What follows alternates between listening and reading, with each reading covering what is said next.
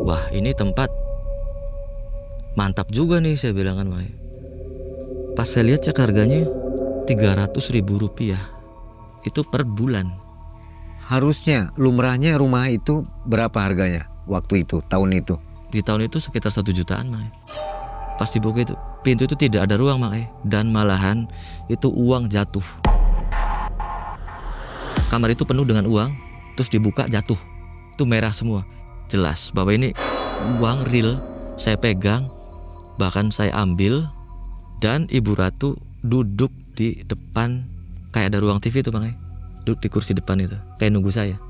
Nah, dia cuma bilang, kamu harus menjadi penerus yang sudah ada. Seolah-olah sirna, Bang. Sebentar. Ya gimana, Bang? Kayak ada yang aneh nih di belakangnya Mas Iep nih. Saya langsung tenang dan saya pasrahkan semua ini, Mang E. Saya langsung tenang dan saya pasrahkan semua ini, Mang E. Di jalan sepi, satu rumah berdiri tenang. Harganya murah, namun penuh aura rasa marah. Konon terdapat kamar yang penuh dupa terbakar dari ritual gila yang dilakukan pemilik lama. Gangguan sosok tak kasat mata tak pernah terjeda hingga membuat penghuni tak bisa tahan lama. Sungguh, kontrakan murah sangatlah menggoda, namun teror di dalamnya meresahkan keluarga Mas Iep.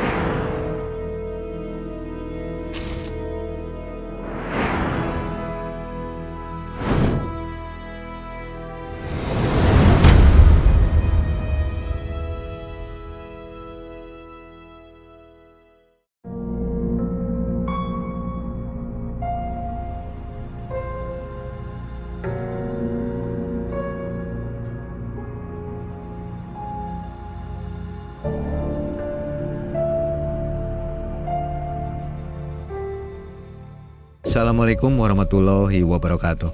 Waalaikumsalam warahmatullahi wabarakatuh. Dan selamat malam sobat MM yang ada di rumah, yang ada di jalan, ada di mana-mana aja ya pokoknya.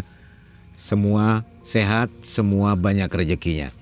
Hari ini Mang Ei dan tim kembali mengunjungi sobat semua di kesempatan edisi Indramayu.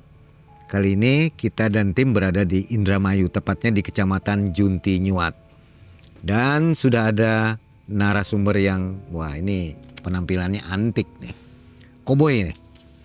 Memakai masker karena ngebul ya. Betul, Mae. Ini karena ngebul atau memang menyembunyikan identitas? Istilahnya cuaca lagi tidak kondusif, Mae. Dan ada yang ditutupi pasti. Boleh dibilang seperti itulah. Cari aman lah ya. Ya, siap. Privacy. Siap. Mas Iep, apa kabar Mas Iep? Alhamdulillah, Mae. Dalam keadaan baik. Waduh, ini dari tone vokalnya aja keren nih. Mas Iep pasti kalau dibuka ganteng banget nih. Mas Iep punya kisah tahun 2018 ya? Betul, Mae. Ini kisah romantika kehidupan bersama istri dan anak-anaknya ya. Yang diteror oleh makhluk goib. Begitu ya kira-kira ya? Boleh dibilang seperti itu. Di sebuah rumah baru atau rumah kontrakan? Rumah kontrakan, Mae. Kontrakan ya? Betul. Tapi ini terornya bukan main-main ya? Bisa disebut apa, sangat mengerikan. Sangat mengerikan, Mae. Bukan horor ringan ini. Bukan. Baik, Mas Iep apa kegiatan sekarang nih? Kalau mau nyebut boleh, mau jujur boleh, nggak jujur juga nggak apa-apa. Kesibukan sehari-hari ya biasa, Bang, ya. Bantuin orang tua dan ada kerjaan-kerjaan ya sampingan lah, Bang, ya. Untuk mencukupi kebutuhan keluarga sehari-hari. Lancar tapi ya? Alhamdulillah. Semoga Lancar. tambah lancar. Siap. Mas Iep, ini kejadian 2018 waktu itu udah punya anak berapa? Kebetulan di istri yang pertama saya punya anak perempuan, Bang, Dan di istri yang kedua 2 anak laki-laki Mang E. Mereka ini anak-anak ketakutan semua nggak? Sangat Waktu ketakutan. kejadian itu? Sangat ketakutan. Anehnya bisa ngelihat semua itu Mang E. Oh bisa lihat? Bisa semua. Oke, satu keluarga bisa lihat Satu semua. keluarga. Baik, sobat jangan kemana-mana, kita segera dengarkan dan nonton bersama kisah dari Mas Iep. Malam mencekam, Semakin malam semakin mencekam. ini dia Mas Iep.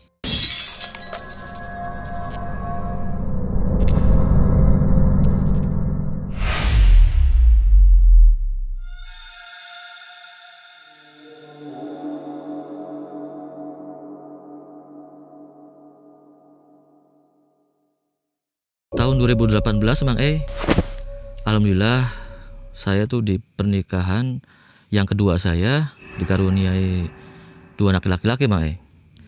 Dan waktu itu karena memang kondisi keluarga, khususnya saya kan 4 bersaudara ya Mang E.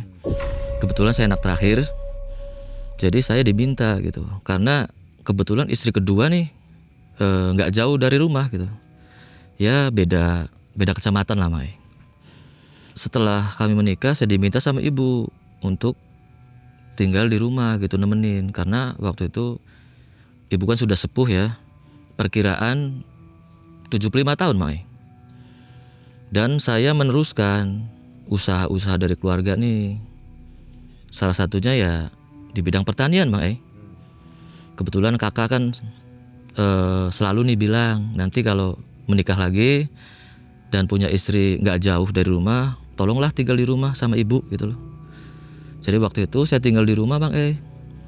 Alhamdulillah secara materi, secara kebutuhan dianggap cukup lah Bang E. Kami berjalan tuh Bang E sekitar 1 sampai 3 bulan Bang E gitu kan. Dan di malam itu Bang E, saya diajak sama istri Bang E. Diajak sama istri biasa kayak anak muda lah Bang E, keluar gitu, ngopi gitu kan. Saya kaget waktu itu, kok tiba-tiba istri ngajak gitu.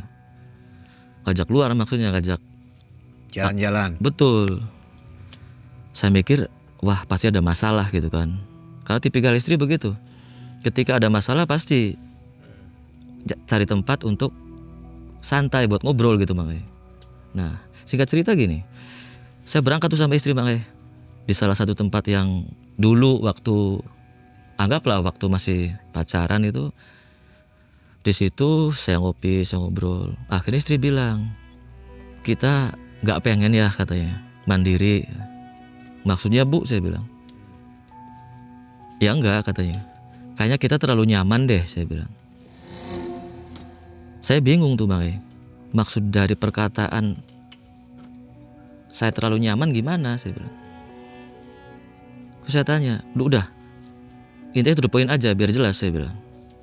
Istri bilang gini Bang E, bisa nggak katanya kita cari tempat yang baru, cari tempat yang istilahnya kita mulai hidup dari nol katanya, supaya kita bisa belajar dari awal lagi katanya, seperti itu Bang E.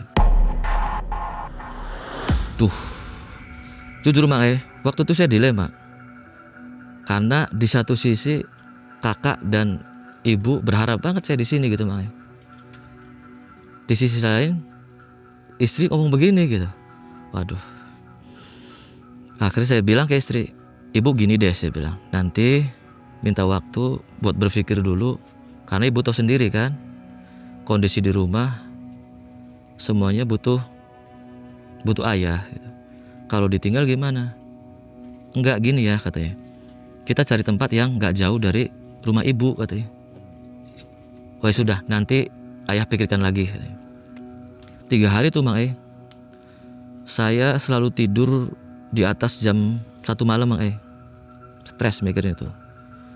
Karena memang kondisi ibu dan keluarga berharap banget gitu. Saya nih tinggal di rumah dan menetap di sini gitu. 3 hari berlalu Bang E, kakak nelpon. Dia bilang begini, tolong kamu temenin ibu sampai kakak pulang nanti katanya. Kebetulan kakak waktu itu kan ada yang ini Bang E, ada yang kayak di pelayaran tuh Bang E. Jadi pulang tuh kadang 6 bulan sekali, Dan kebetulan kontraknya kan 4 tahun Bang. Terus saya bilang, iya nanti, saya bilang, siap, nanti dipastiin buat tinggal sama ibu ya.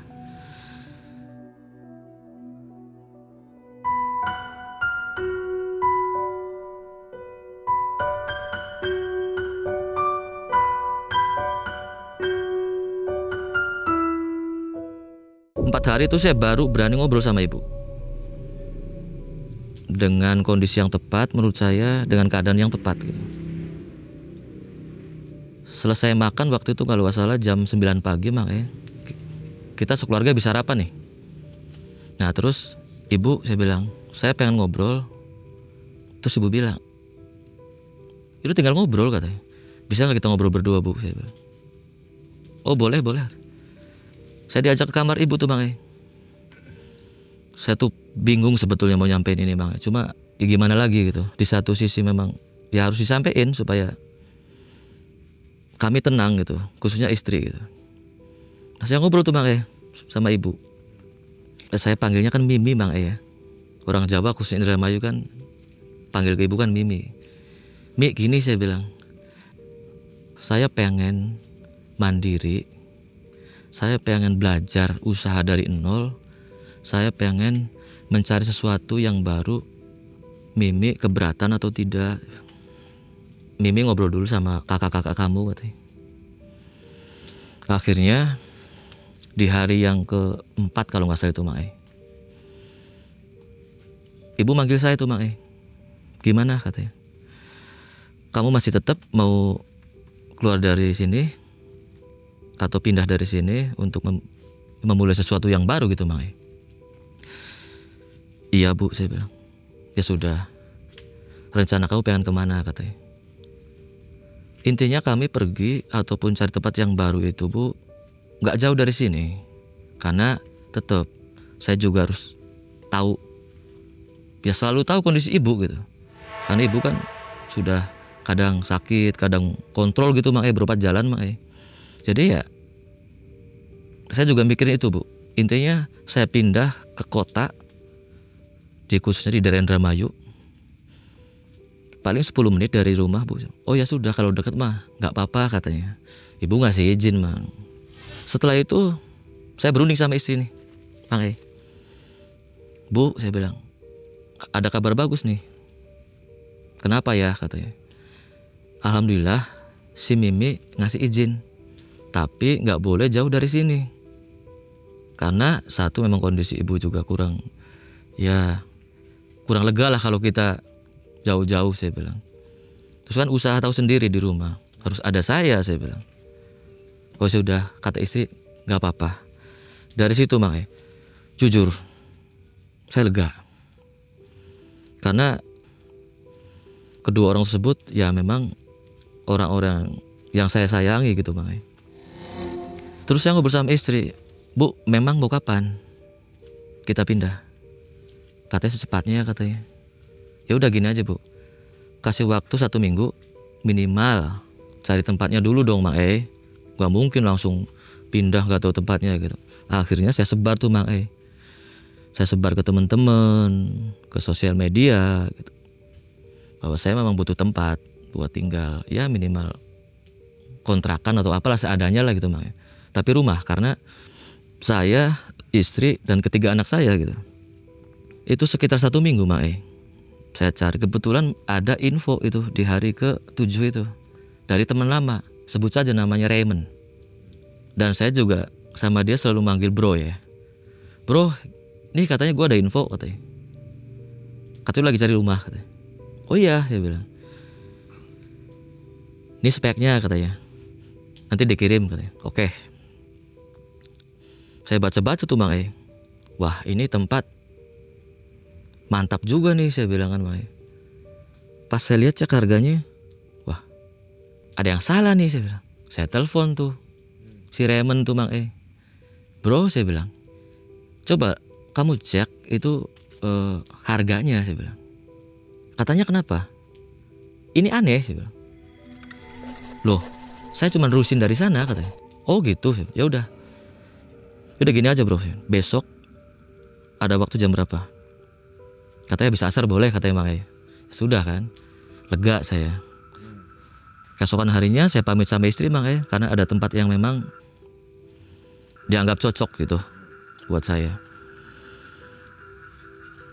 Sekitar 3:30 itu saya jalan Mang E, karena janjian tuh jam 4. Ketemulah saya sama Pak Raymond ini, ketemu, akhirnya ngobrol. Terus tiba-tiba nih Mang E, Pak Raymond ini kayak ada yang nelpon Mang E. Terus dia bilang, "Bro, katanya sorry, gue udah kerjaan mendadak nih," katanya. "Bisa nggak kamu ke TKP sendirian," katanya. "Oh nggak masalah," saya bilang. "Yang penting alamatnya jelas. Terus saya harus menghubungi siapa? Sudah bilang aja nama saya," katanya. Oke. Dari situ saya langsung telepon Mang E, karena ada kontaknya kan Mang E. Saya telepon itu. Saya telepon, "Selamat sore Pak." Saya bilang, "Iya sore," katanya. "Pengen nanya nih Pak." "Oh boleh katanya. "Kalau boleh tuh Bapak dengan siapa?" "Sebut saja namanya Pak RT ya." Mang E, Pak RT gitu. Katanya, "Saya Pak RT." "Oh, yang punya rumah?" "Oh bukan Mas," katanya. "Saya cuma dipercaya untuk mengelola rumah ini," katanya. "Tapi keadaan sekarang aman ya Pak RT ya?" Saya bilang. "Maksudnya kosong ya?" "Kosong Mas," katanya. "Bisa nggak saya langsung ke TKP sekarang?" "Oh boleh katanya. Saya jalan tuh Mang E, ke rumah itu langsung. Ketemu sama Pak RT, saya ngobrol. "Pak RT, kalau boleh tahu rumahnya yang mana ya?" Saya bilang. "Tuh Mas," katanya. "Yang mana?" "Tuh selisih 2 rumah," katanya, "dari rumah saya." Kebetulan di rumah Pak RT, Mang E, geser sedikit lah, selang 3 rumah gitu. "Yaudah Pak RT, karena ini mau sore, langsung saja saya pengen cek, pengen lihat. Karena kebetulan ini cocok," saya bilang. "Oh ya sudah." Akhirnya saya cek tuh Mang E. Kebiasaan saya Mang E, kalau tinggal di salah satu rumah itu dimanapun ya, yang paling utama saya cek kamar mandi Mang E. Saya cek dapurnya. Dapur menurut saya itu oke, cocok gitu Mang. Tapi di situ tuh ada 2 bangunan Mang E, tapi jadi satu rumah gitu. Yang satu bangunan lama dan yang satu bangunan baru gitu.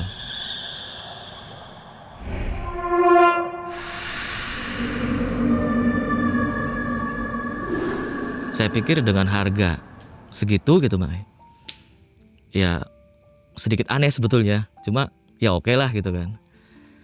Singkat cerita, selesai dicek, saya foto-fotoin semuanya gitu, detailnya saya fotoin, saya kirim ke istri.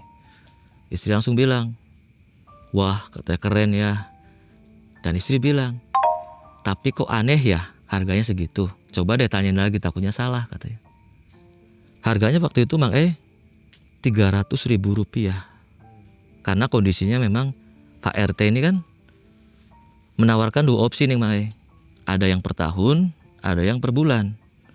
Saya mikir kalau per tahun kan kita baru pindah nih Mang E, takutnya nggak betah atau gimana kan, nanti sayang gitu, hangus uangnya. Akhirnya saya pilih opsi yang per bulan.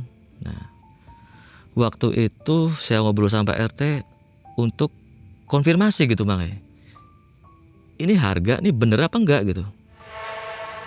Kata Pak RT, "Kenapa Mas?" katanya. "Iya Pak RT, 300.000 nih bener apa enggak?" "Bener," katanya.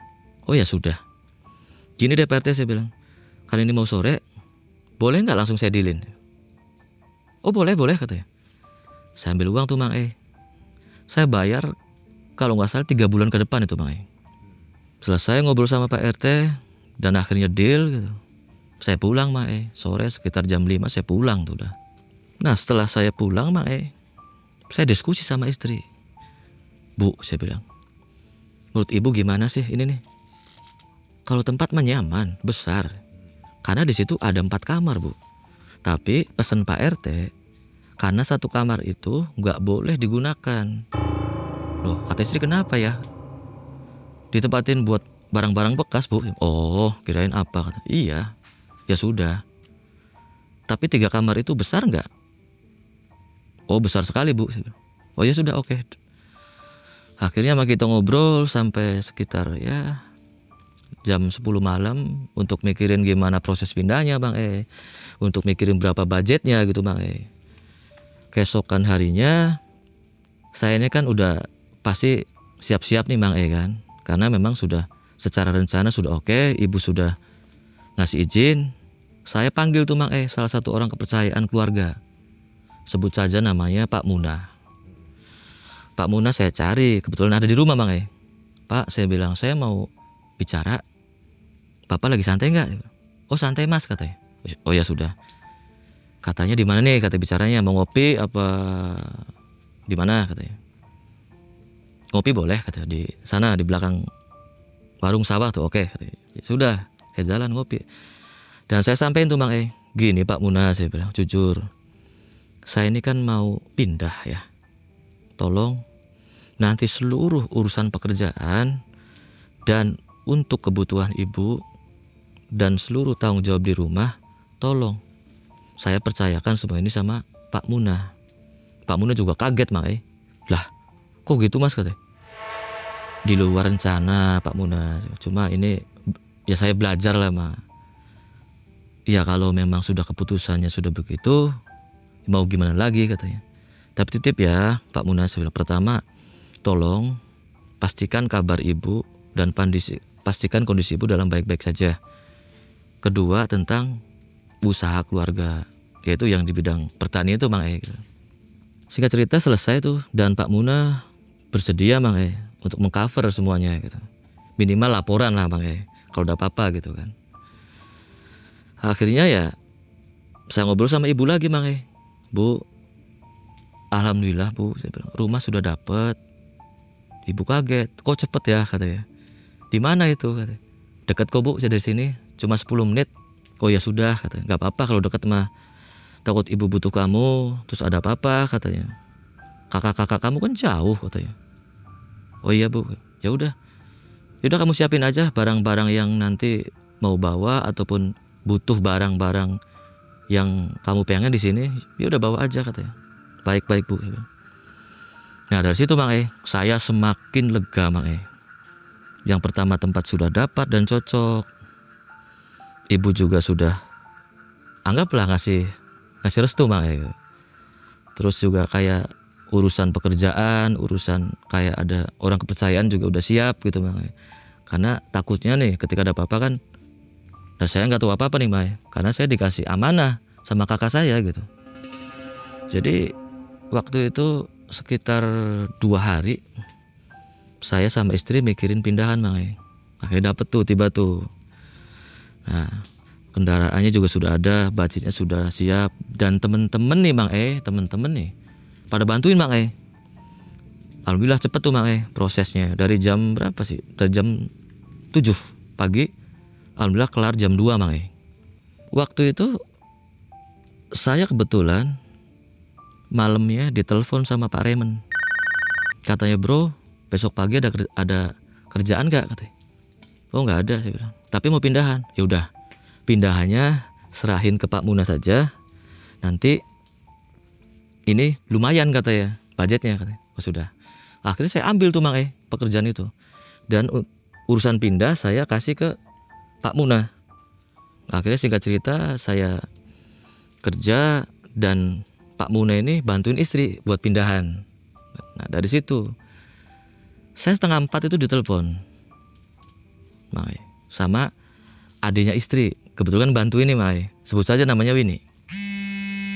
Saya ditelepon, kebetulan si Winnie ini manggil saya Om gitu. Om lagi di mana katanya. Saya di kerjaan Win. Saya bilang, kenapa? Om bisa nggak pulang cepat? Saya kaget. Win ada apa? Ya udah jelasinnya di rumah Om katanya. Tapi nggak ada apa-apa kan? Nggak ada apa-apa. Ya sudah kan, saya tenang. Saya pulang tuh Mang Saya izin ke Pak Raymond, saya pulang. Tapi kata Pak Raymond jam 8 harus balik lagi katanya. Soalnya belum selesai. Oke, saya bilang saya okein aja. Saya pulang sekitar 20 meter dari rumah itu Mang dari kontrakan yang baru nih Mang Saya lihat banyak orang Mang kaget saya. Kaget banget. Loh ini ada apa gitu.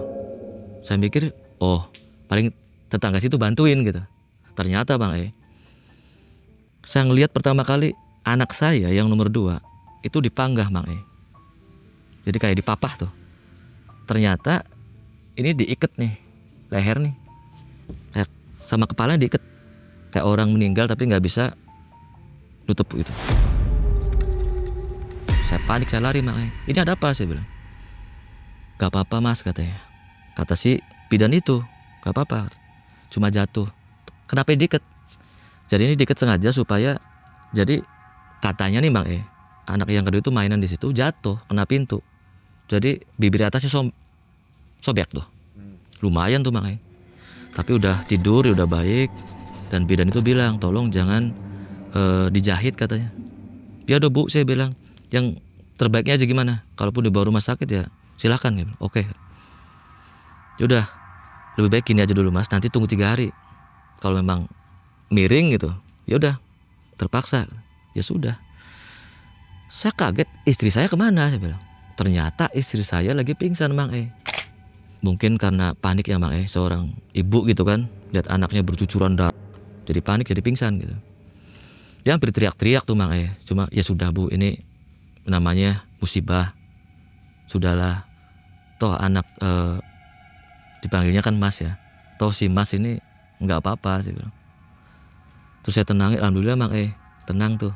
Nah, terus saya bilang si Bin, malam ini kamu tidur di sini nemenin si Teteh. Baik Om katanya. Ya sudah. Malam tuh Mang, selesai beres-beres ya, saya santai ngopi gitu. Capek kan Mang.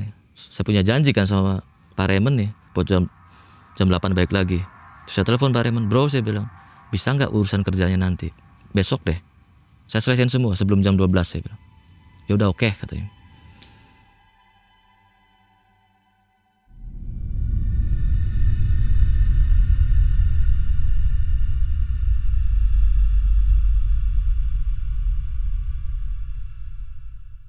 Setelah 1-2 hari, 3 hari situ Mang, ya kami sudah terbiasa gitu Mang. Kami berkenalan ke tetangga, kesana kemari gitu. Nah, yang bikin kaget saya Mang, ini 1 sampai hampir 2 bulan ya Mang, kerjaan gak pernah stop. Di luar dugaan tuh Mang, ada aja, dan nominalnya fantastis. Saya pikir, wah ini rezeki baru gitu kan. Mungkin karena tinggalnya baru gitu. Oh ya sudah. Istri juga seneng. Dalam waktu 1 sampai 2-3 bulan itu, alhamdulillah Mang. Singkat cerita gini Mang. Saya ngopi tuh malam. Kebetulan temen datang. Yang nemenin ngopi gitu kan. Ngobrol gitu kan. Ya sudah, selesai gitu. Dari kurun waktu 1 sampai 3 bulan itu banyak teman Mang yang datang. Yang nginep juga ada gitu kan. Nah anehnya Mang, ini di bulan keempat, 1 pun temen gak ada yang datang dan gak ada yang nginep. Saya curiga dong, perasaan saya gak punya salah deh. Saya tanya sama si istri, Bu saya bilang, ini aneh gak? Saya bilang, kenapa katanya? Kok bulan ini gak ada 1 pun temen yang main ataupun nginep katanya. Iya ya katanya. Ya sudah, akhirnya ya pikir mungkin keadaan lagi nggak ini gitu. Tapi nggak ada masalah, kita nggak ada masalah. Nah, saya tanya tuh waktu itu, Mang, salah satu temen yang sering ke situ, sebut saja namanya Rasi. Saya telepon, kamu di mana? Saya bilang, di rumah. Nanti ke situ ya, saya bilang oke. Saya langsung ke rumahnya Mang, siang itu kalau nggak salah. Saya tanya, kenapa kamu nggak pernah main, nggak pernah nginep lagi? Dia kayak nyembunyi sesuatu Mang. Udah jujur aja, gak apa-apa kok. Jujur aja gak apa-apa. Jujur katanya. Saya ngeliat 2 kali, itu jelas, dan saya mau pingsan keburu lari katanya. Ngeliat apa saya bilang? Tahu gak katanya? Depan kamar mandi kayak ada lorong kecil. Iya. Dia ngeliat sosok tinggi besar dan bertaring Mang. Pengakuan dia ya, pengakuan si Rasi itu. Oke, 1 sumber saya dapat. Karena saya juga jujur Mang, kayak ada keanehan gitu. Kok temen tiba-tiba pada ngejauh gitu. Saya tanya lagi 1 lagi, kebetulan si 1 lagi ini temennya istri.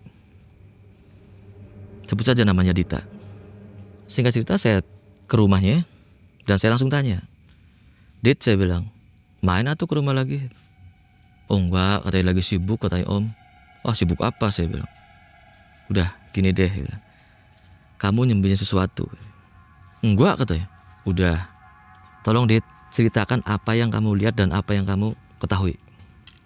Baik Om, tapi janji jangan bilang sama istri, katanya. Oke. Dia cerita gini, makanya. Siang, itu siang hari, makanya. Waktu itu dia main, saya masih ingat, dia main. Dia main sama anaknya yang kisaran usia 10 tahun lah. Main dan dia minta izin ke saya buat ke WC sama anaknya. Tiba-tiba dia teriak, lari dan minta pulang. Saya kejar waktu itu, tapi saya nggak kejar, kata dia gitu. Tahu nggak Om waktu itu, kata iya. Saya ngelihat sebelah kanan saya itu sosok semacam kayak ratu. Dan di sebelah kiri saya itu tinggi besar dan mukanya lebar. Itu yang pertama melihat anak saya teriak. Dan saya kaget. Kenapa anak saya teriak gitu? Kata si Dita nih, makanya. Ternyata saya juga ngelihat, katanya. Kaget dong gitu kan. Akhirnya dia pulang dan sampai saat itu makanya dia nggak pernah main gitu total. Berarti ini bulan keempat. Betul, bulan keempat. Sudah perpanjang kontrak dong? Sudah bayar lagi berarti? Sudah, betul, makanya. Bayar berapa bulan lagi? 3 bulan ke depan, makanya. Saya bingung mau ngobrol sama istri, pasti istri takut nih, makanya. Nah malam sekitar jam 1:30 saya ngopi tuh, makanya pagi tuh ya, ngopi saya tuh. Tiba-tiba dari kamar nih, makanya istri teriak, makanya. Saya pikir ya ada apa-apa gitu kan. Saya langsung lari. Di dalam kamar itu 3 anak saya melakukan hal aneh. Istri teriak-teriak. Anak yang pertama dia ngeliatin sudut ke atas. Anak yang kedua dia ketawa. Dan anak yang terakhir nangis tanpa sebab, makanya.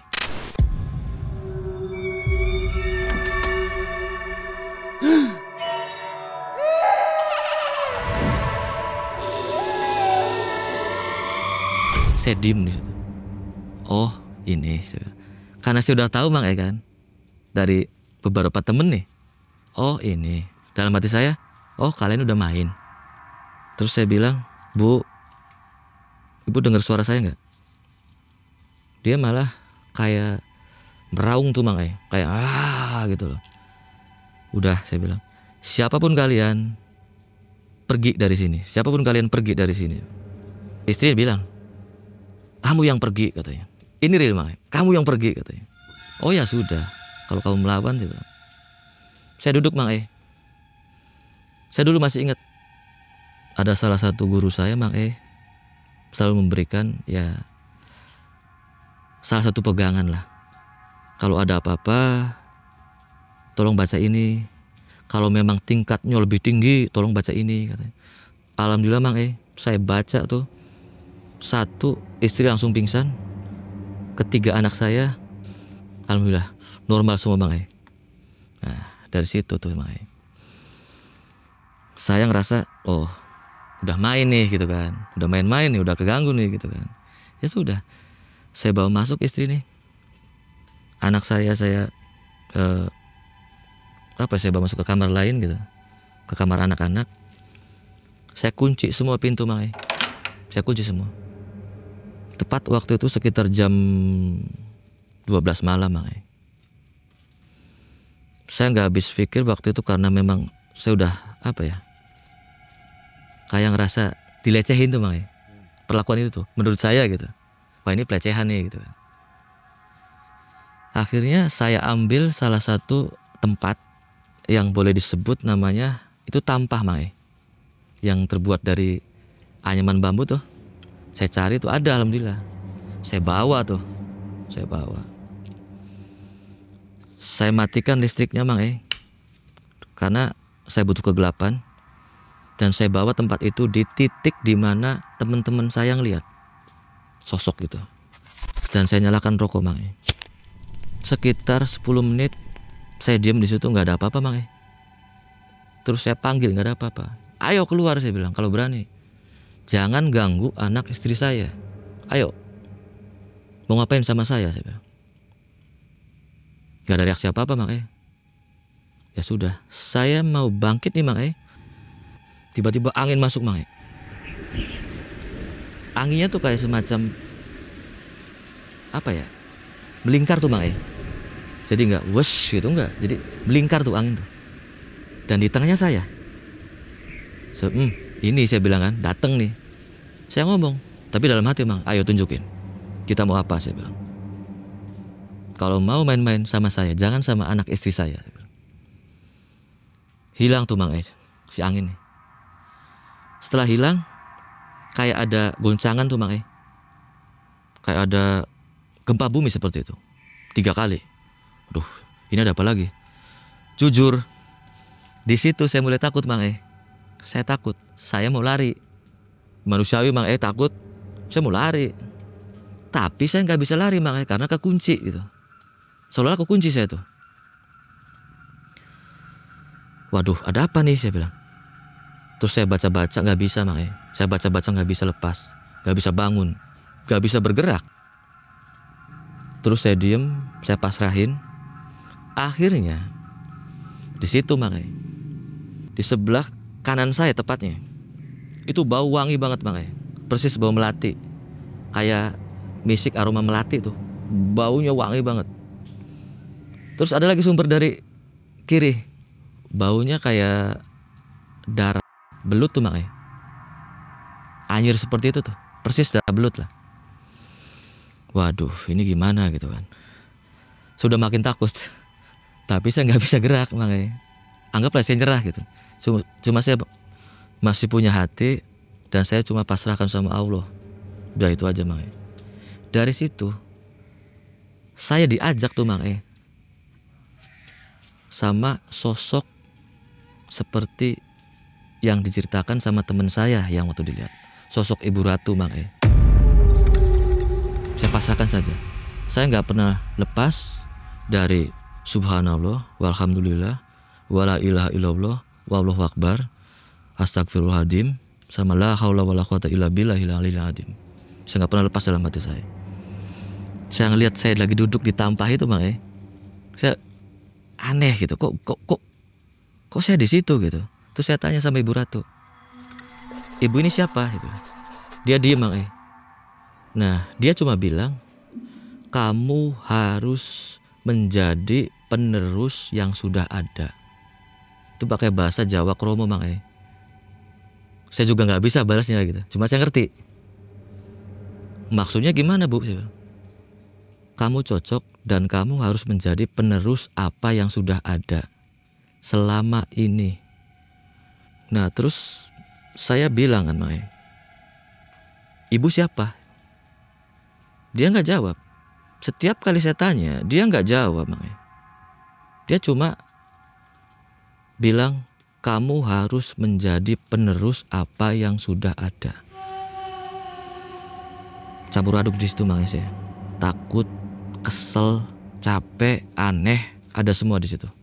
Bu, saya bilang, tolong kalau ibu mau berniat kurang baik, tolong saya bilang, jangan sama keluarga saya. Setiap kali saya tanya Mang E, dia nggak pernah jawab. Tapi dia ngeliat, nggak pernah jawab. Dan dia selalu bicara, kamu harus meneruskan apa yang sudah ada. Akhirnya Mang E, saya baca salah satu apa yang pernah saya kerjakan selama ini, apa yang pernah saya anggaplah salah satu pegangan saya gitu. Saya baca itu Mang E, kalau nggak salah 7 kali. Di ke-7 itu Mang E, alhamdulillah Mang E, sirna. Tapi yang bikin heran Mang E, saya pas bangun nih posisinya tidur, bukan duduk lagi, tidur. Saya pikir, wah mungkin saya pingsan gitu kan. Lihat jam, ya perkiraan sudah 1:30 gitu. Ya udah, mungkin tidur lah ataupun pingsan lah gitu. Nah dari situ saya mau ke kamar Mang E, mau lihat anak istri. Nah saya nyalain Pas waktu saya nyalain, itu saya seolah-olah dibawa di salah satu kamar, Mang.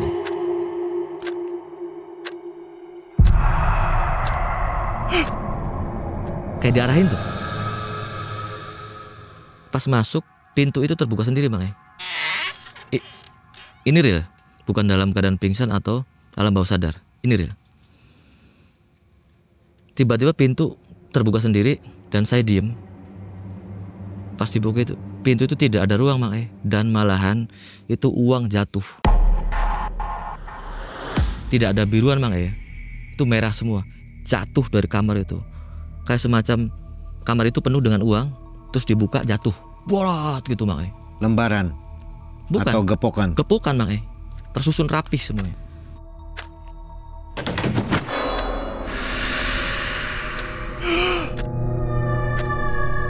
Tapi gepokannya itu talinya nih, Mang, bukan tali kayak pakai kertas gitu. Talinya nih kayak tali pelepah pisang yang kering. Seperti itulah. Persis kayak gitu. Ini bukan mimpi ya? Bukan, ini real. Saya heran, Mang, diem situ heran. Saya bilang, ini apa lagi? Lihat uang segitu banyak, Bang, siapa sih gitu kan? Saya tergoda di situ. Wah, ini uang siapa gitu kan, Bang?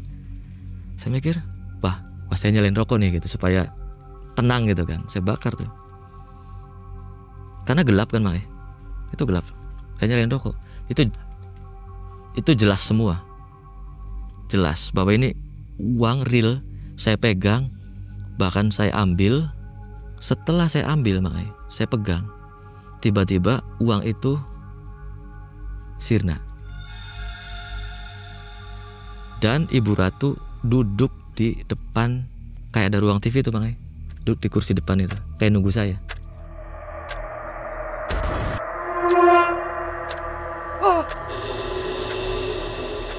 Saya kaget, Bang. Tapi saya kan tahu posisi tadi kan. Cuma saya kaget.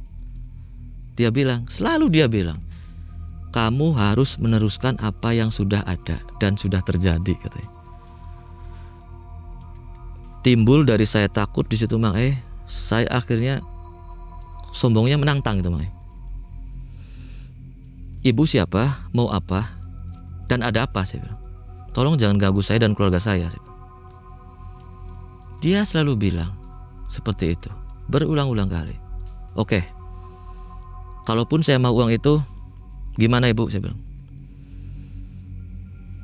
Saya mau anak perempuan pertama kamu yang lahir di Jumat Kliwon. Saya bengong, Mang. Saya kaget, bengong, tak marah gitu. Kok dia bisa tahu gitu, bahwa anak pertama saya perempuan ini lahirnya Jumat Kliwon. Terus saya langsung saya tanya, kalau enggak gimana? Dia selalu bilang, kamu harus meneruskan apa yang sudah ada. Saya kesel tuh, Mang. Akhirnya saya duduk, saya bacain sesuatu. Enggak, Mang. Dia senyum aja, dia senyum. Jelas, tapi mukanya ini, Mang, kayak ada apa ya? Kayak pucet tuh, Mang. Kayak pucet muka tuh. Tapi cantik banget tuh, Mang. Jalan dia, Bang, ke belakang. Jalan tuh. Jalan ke belakang. Saya ikutin. Ternyata, Mang, di situ terlihat semua apa yang teman-teman saya bilang waktu itu. Ternyata real. Tinggi, besar, bertaring. Itu ada. Kaget saya sampai hampir jatuh. Terus ibu bilang, ini takdir kamu, katanya. Kamu harus meneruskan apa yang sudah ada. Selalu omongan itu, Mang, dikeluarin sama Ibu Ratu itu. Akhirnya saya marah, saya kesel, saya mau berontak.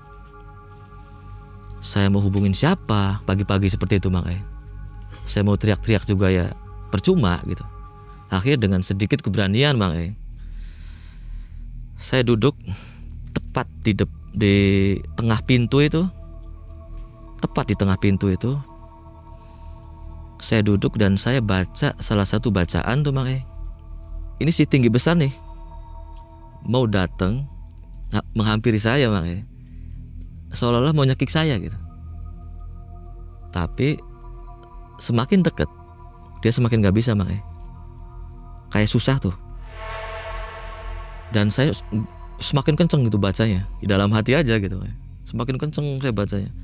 Alhamdulillah di ucapan terakhir doa saya langsung tenang dan saya pasrahkan semua ini Mang. Langsung tuh Mang, si sosok tinggi besar dan menyeramkan itu seolah-olah sirna Mang. Sebentar. Ya gimana Mang? Kayak ada yang aneh nih di belakangnya Mas Iep nih.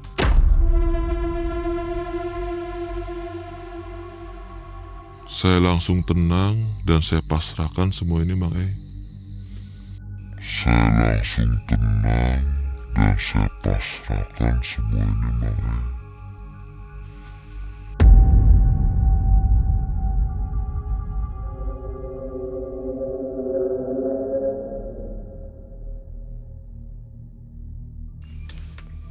Ini pohon pisang dari tadi gerak tapi sendiri nih.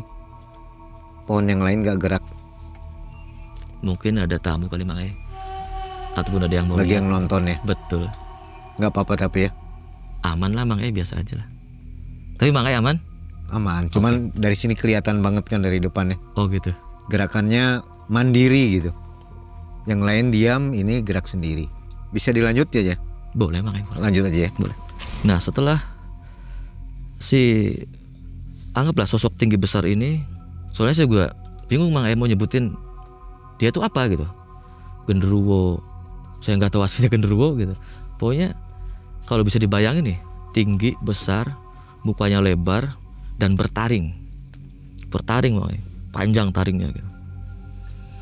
Nah setelah itu ya saya bener dalam keadaan di posisi takut, marah, kesel, capek, campur aduk Mang. Ibu Ratu cuma senyum.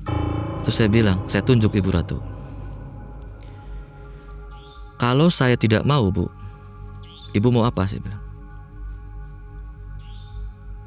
Saya mau anak kamu katanya. Oh nggak bisa. Kalau Ibu mau anak saya, Ibu Ratu harus langkain saya. Langkain sama saya. Sedikit pun saya nggak takut sama Ibu Ratu. Aslinya saya takut Mang, cuma karena capek, lelah, kesel gitu. Saya coba beraniin aja gitu. Karena saya yakin saya punya Allah Mang. Saya yakin. Dan waktu itu saya benar-benar diambang kayak udah nyerah gitu Mang. Kayak udah nyerah, kayak udah lelah gitu. Akhirnya saya baca salah satu omongan dari ayah dulu. Tolong baca itu. Maaf Mang, saya nggak bisa sebutin gitu kan. 3 kali tanpa nafas katanya. Terus pukul bumi katanya. Pakai tangan kanan kamu katanya. Terus nafas yang baru keluar kamu tahan katanya. Kamu keluarin katanya. Tiupkan ke benda itu atau sesuatu itu katanya. Dari situ Mang, saya ingat semua kan gitu kan. Omongan Bapak saya ingat. Akhirnya saya coba tuh Mang. Saya duduk, saya tenangin diri, saya baca itu. Ternyata alhamdulillah Mang, dia kayak kesakitan. Si Bu Ratu ini kayak kesakitan, kayak kepanasan, tapi dia kayak berusaha ngelawan, tapi nggak bisa. Akhirnya pas saya tiupkan itu, alhamdulillah Mang, dia pergi dan hawanya tuh dingin jadinya Mang. Yang tadinya kayak panas-panas gitu tuh, jadi hawanya dingin tuh. Saya baru ingat istri masih dalam keadaan dikunci gitu dan lampunya dimatiin gitu. Saya langsung lari Mang, nyalain lampu dan saya lihat kondisi anak istri, alhamdulillah Mang, baik-baik saja. Dari situ Mang, saya datangin lagi tuh tempat itu. Kebetulan di bangunan belakang itu yang tadi terjadi sesuatu tuh Mang. Saya turun sambil nyalain rokok, terus saya bilang, kalau sekarang kalian tidak pergi, saya bilang, saya akan lakukan sesuatu lebih dari ini. Itu suara kayak teko tuh Bang, jatuh dari dapur. Wah, udah saya heroin gitu kan. Udah saya capek, akhirnya saya tidur Bang.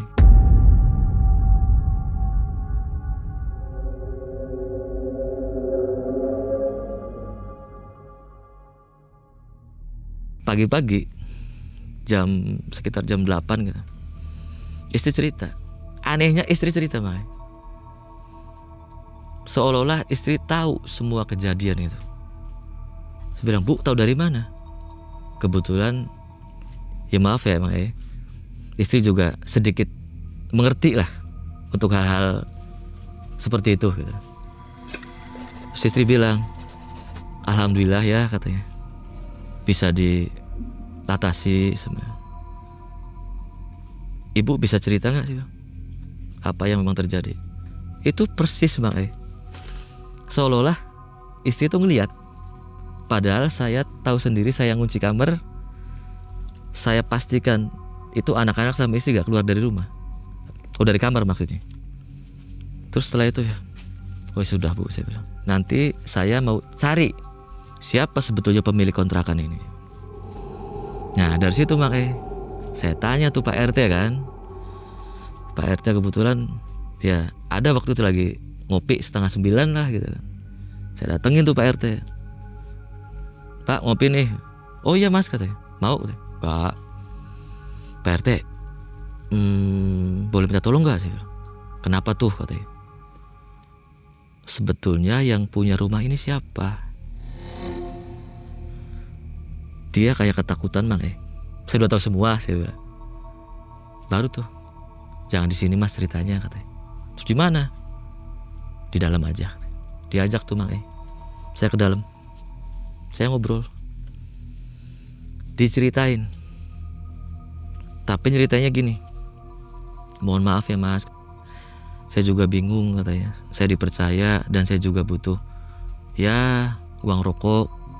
Kalau ada penghuni baru kan saya dapat fee tuh katanya. Udah Pak RT, to the point. Di rumah ini ada apa? Pak RT cerita tuh Bang, bahwa 3 penghuni terakhir. Ini yang terakhir ya. Yang terakhir ini ganti. Terus sebelumnya yang kedua ini ibu lagi hamil, melahirkan, meninggal semua di dalam rumah itu Bang. Dan yang pertama, ini kata Pak RT Bang, versinya Pak RT nih. Entah siapa atau yang kontrak atau pemilik rumah itu meninggal dalam keadaan bertapa. Saya makin bengong, kok versinya lain lagi gitu kan. Tapi ya sudah, ini versi nyata kan. Kalau tadi malam pun anggap itu hal gaib Bang. Semakin saya penasaran, semakin saya kejar tuh. Udah, Pak RT anterin saya ke rumah pemilik rumah ini. Gak bisa, saya diamanahin buat siapapun gak boleh. Ya sudah, Bapak rokoknya apa? Ini, ya udah, buat beli rokok Pak.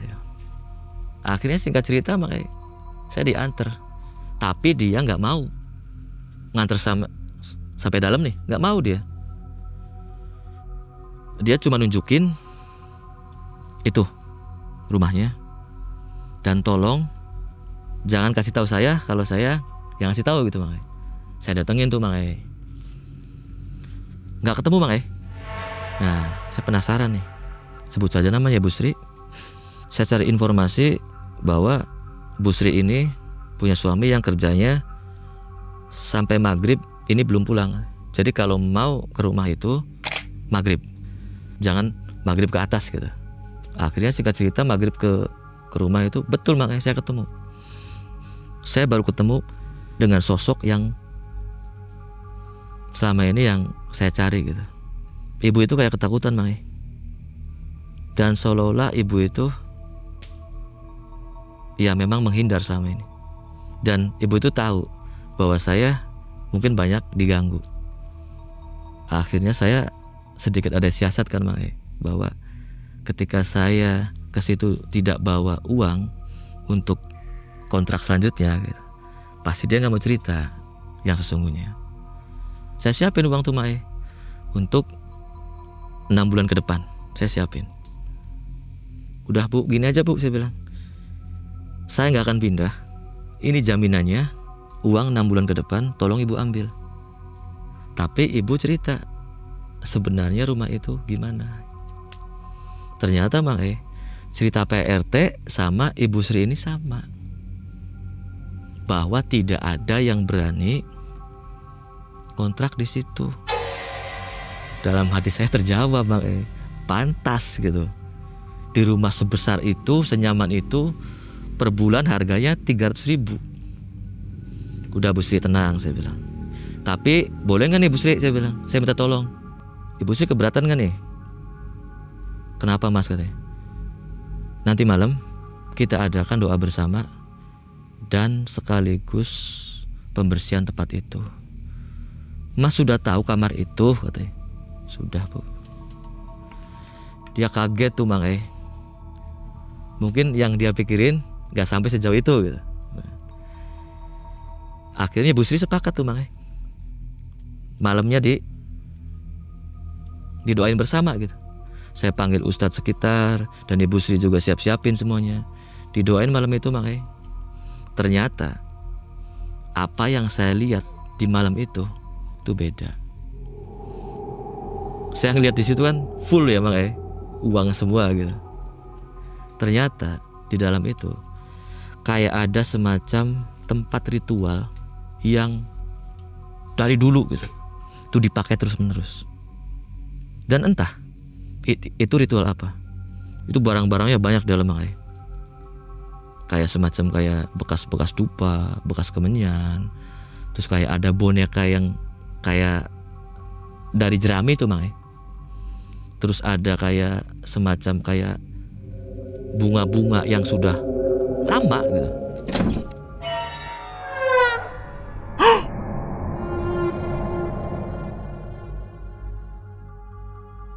Dan saya tanya, mohon maaf Ibu Sri, selama ini Ibu Sri berarti nyembunyiin ini, saya bilang. Dia bingung Mang. Di satu sisi mungkin ya Ibu Sri ini butuh penghasilan dari rumah ini. Di sisi lain, hal-hal yang seperti ini mungkin ya dianggap semacam kayak satu rahasia gitu buat mereka. Karena sudah kesepakatan Mang. Singkat cerita setelah tahlil nih Mang, saya bersama kiai di situ, anggap seperti sosok ustadz lah. Pak Ustadz, saya bilang, mohon dinetralkan lah, karena hal-hal ini menurut saya ini syirik, saya bilang, dan mengundang sesuatu yang kurang baik.